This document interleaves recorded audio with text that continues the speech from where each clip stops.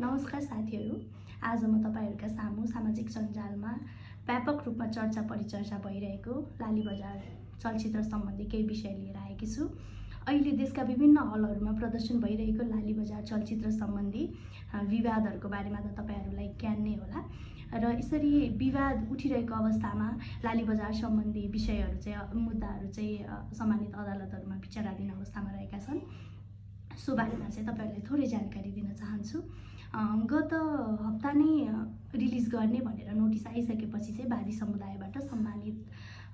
उच्च अदालत पाटनमा निषेधाज्ञाको निवेदन दायर भएको थियो र सो निवेदन उप सुनवाई हुँदाखेरि चाहिँ रिलिज गर्ने दिन चाहिँ रिलिज नगराउनु भनेर नि अन्तरिम आदेश समेत जारी भएको अवस्था थियो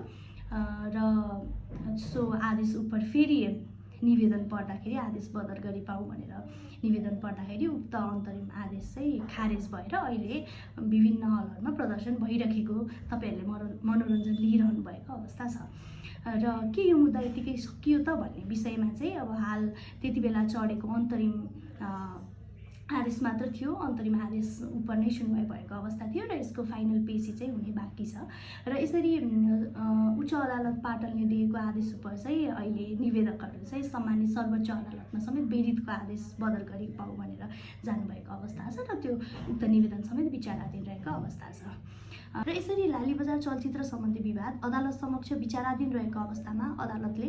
अभिव्यक्ति स्वतन्त्रता, कलात्मक सिर्जनाको संवैधानिक अधिकार तथा सम्बन्धित समुदायको सम्मान, मर्यादा र सामाजिक संवेदनशीलता बीच सन्तुलन कायम गरेर यसलाई निष्पक्ष रूपमा चाहिँ परीक्षण गर्नु अत्यावश्यक रहन्छ।